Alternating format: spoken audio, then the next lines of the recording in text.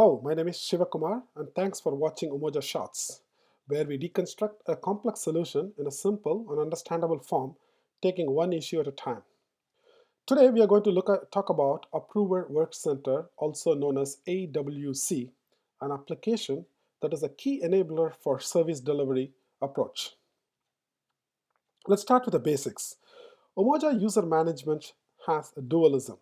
User access is expressed by the enterprise role and it dictated by what you can do. And the structural authorization or the control points dictate where you can do. The combination assignment to the user provides the right access to the right data domain. The user provisioning is automated for all HR and travel services, integrating transactions that can be executed, self-services that can be consumed, and the workflows that needs to be approved. To get to the AWC, we need to know the other dimension that exists in Umoja system. There exist four independent and interwoven dimensions in Umoja. They are Umoja systems, enterprise roles, process design, and workflow.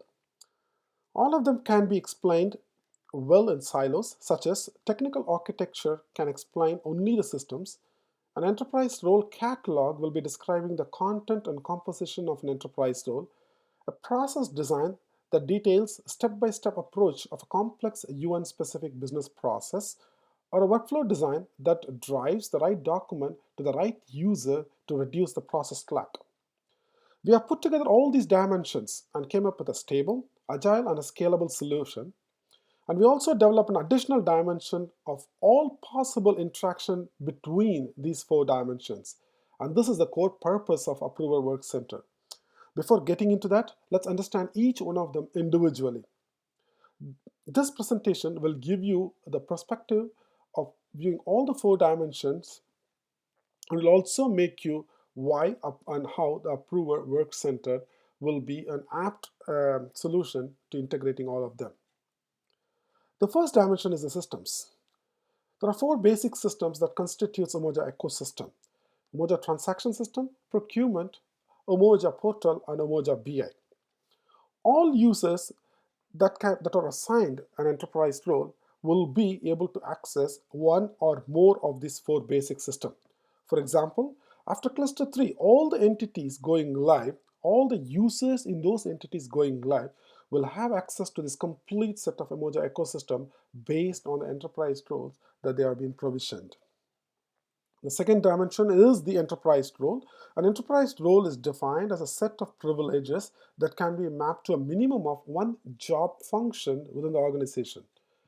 And more than one enterprise roles can be assigned to a user, however, a part of the enterprise roles cannot be assigned. And all the workflow patterns are aligned to a uniquely identifiable enterprise roles. And that's the way an enterprise role is linked to the workflow. Let's talk about the third dimension of a process design. A process design describes the life cycle of a business process. For high-level understanding, a financial process will follow this. It starts from the preparation, commitment to procurement, to the payment, and the payments and the reconciliation. And then the HR process will behave like this: a request and a verification approval, and the request is recorded, and the reconciliation is done by reporting. If you take this pattern and map to a specific business process, then you will go to the next dimension of the workflow. I'll take a travel as it involves both HR and procurement functionalities. Employees create a travel request and that gets routed to the HR partner if it is an entitlement related, and then to a certifier and to an approver. On the approval, all the financial transactions such as advances and the payments and the DSA are made, and they are followed up by the reports. Upon completion of the trip, the expense report will be created by the staff member or the initiator, and then it will be routed to the travel claims if necessary, and followed by a payment or a recovery process, possibly through a payroll function. Most of these process nodes do have a workflow function as an adherence to the internal control framework. With all these four discrete, at the same time overlapping dimensions, the systems, the enterprise role, the process, and the workflow, we need a common function to integrate them That's our new Approver Work Center, also known as AWC. An Approver Work Center is an SAP Universal Work List on steroid. This was a special application written to bring in the simplicity skin to a complex underlying moving parts. Remember, the AWC in the current form will work only in Portal and will manage all HR and travel process. Or in other words, it manages only HR and travel processes at this moment. However, this functionality can be extended to any process with a minimal orchestration effort. The other way of looking at an approval work center is a portal application which brings in all workflow approval tasks to the user based on their enterprise role assignment. For example, an HR partner will receive all PA, entitlement, time, travel, and shipment related approvals from the staff members where the HR partner is acting as the solution provider. Also, all the tasks in the approval work center are classified into three major categories. One, the draft documents which are created by the partner and which are not yet been submitted into the workflow. And number two, the rejects, which were the documents which have been returned back to the user for further refinement or resubmission. And the third, the approvals as per the enterprise roles, which falls into two categories: waiting for approval, which is pending, or the completed approvals, which is approved. Let's take a look at the standard service delivery model that demands the aggregation of the services at the top level, hence producing a virtual service line. In this case, I took ESCAP Service Center.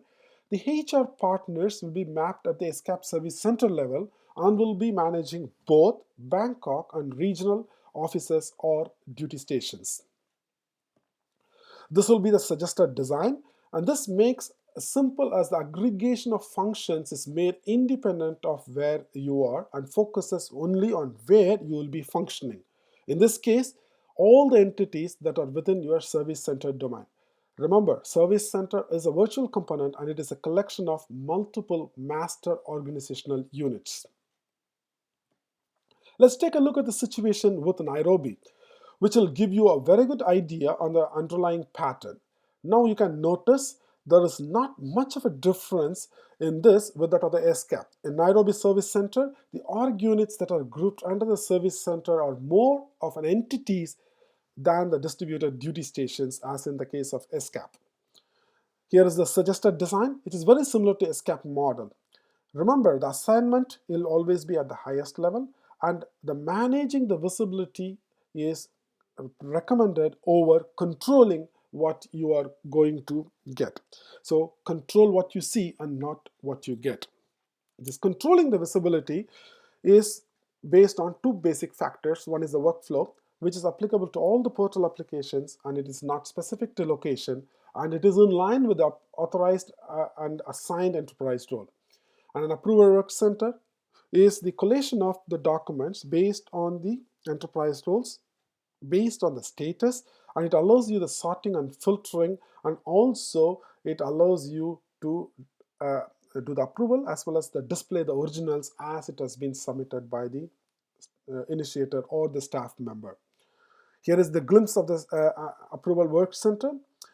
An approval work center will have all the possible processes based on the enterprise roles and all possible organizational entities based on the structural authorization and all the items based on the business processes and based on the underlying workflow engine. Like some of them might have one step approval and some of them have multiple step approval. And a deep diving on the AWC, and this AWC is a web application and the tabs that are the process groupings. In this example, for an HR partner, the PA, entitlement, time, travel, and shipment. And the query area is to fetch the specific or a set of data as necessary, and options that allow you to filter and save your settings, and a list of the columns, which is the actual report, can be sorted and filtered for your tactical purposes, and the next step, which takes you to the application for either an approval or a display or refresh after approval. The display function is provided to have the view of the forms as they were submitted by the staff member. Here is the actual applications, and I'll be posting a demo of Approval Workcenter shortly to go through the actual application and all the configuration possibilities. With this, I conclude the presentation, and thanks for watching, and it's always a pleasure. For more information and questions, send me a note and keep watching this channel. Bye-bye.